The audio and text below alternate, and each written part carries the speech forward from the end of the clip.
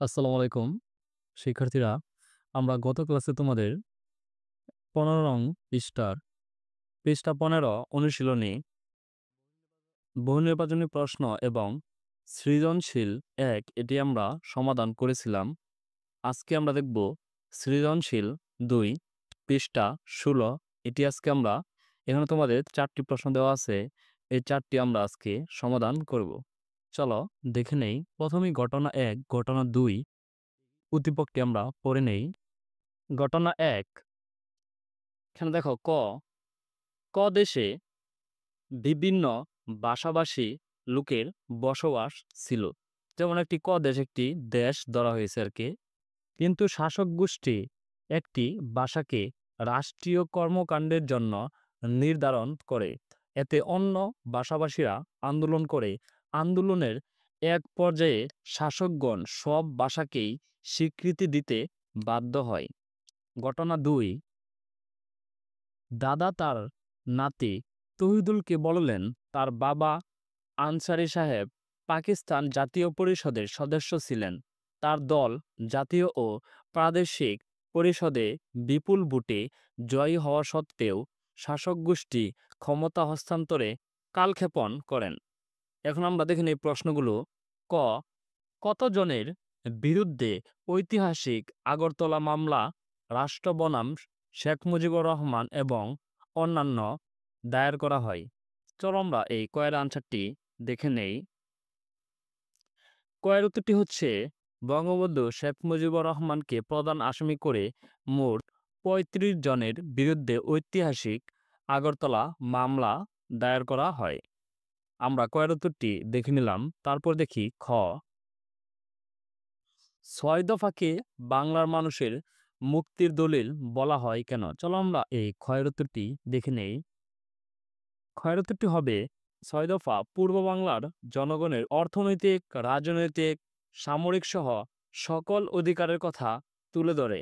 এ কর্মসূচি বাঙালির জাতীয় চেতনামূলে বিস্ফোরণ ঘটায়। এতে প্রত্যক্ষভাবে স্বাধীনতার কথা বলা না হলেও এই ৬ দফা কর্মসূচি বাঙালির স্বাধীনতার মন্ত্রে উজ্জীবিত করে।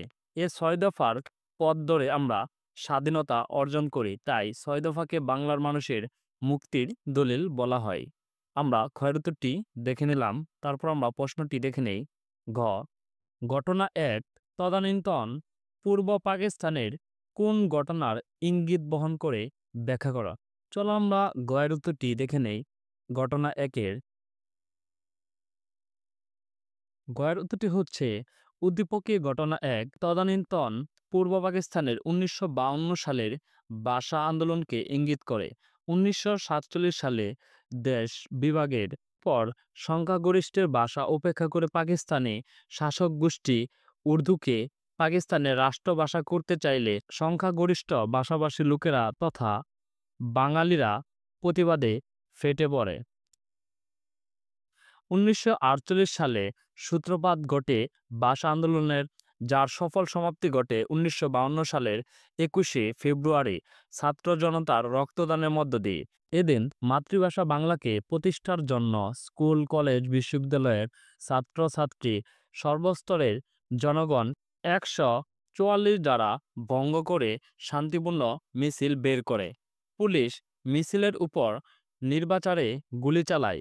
ফলে শহীদ হন অনেক বাঙালি মায়ের বীর সন্তান। পরবর্তীতে শাসক গোষ্ঠী ১৯৫৬ সালের সংবিধানে বাংলাকে রাষ্ট্রভাষার স্বীকৃতি দিতে বাধ্য হয়। সুতরাং ঘটনা ১ মহান ভাষা আন্দোলনের ইঙ্গিত বহন করে তা নিঃসন্দেহে বলা যায়।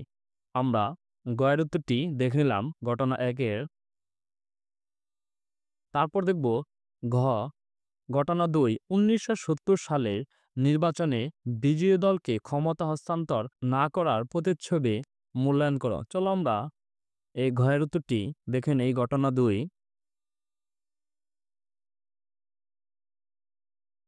ঘটনা ২ আমরা দেখে নেই। ঘয়ের উত্তরটি হচ্ছে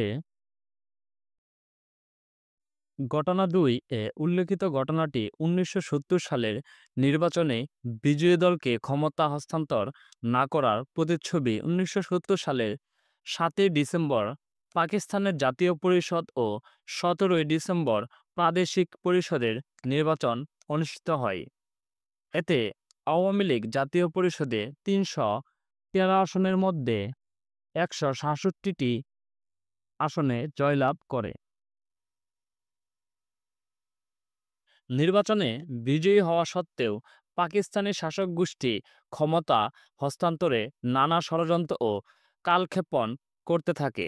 তারা বিভিন্ন টালবাহানা শুরু করে এক পর্যায়ে বাঙালিদের দমন করার জন্য ১৯৭১ সালের ২৫শে মার্চ রাতে পাকিস্তান সেনাবাহিনী অতর্কিতে বাঙালির উপর ঝাঁপিয়ে পড়ে চালায় হত্যাযজ্ঞ। শিশু, বৃদ্ধ, নারী কেউ বাদ যায়নি তাদের এই হত্যাযজ্ঞ থেকে। নির্বাচনে বিজয়ী দল তথা আওয়ামী লীগ নেতা বঙ্গবন্ধু শেখ মুজিবুর রহমানকে গ্রেপ্তার করা হয়।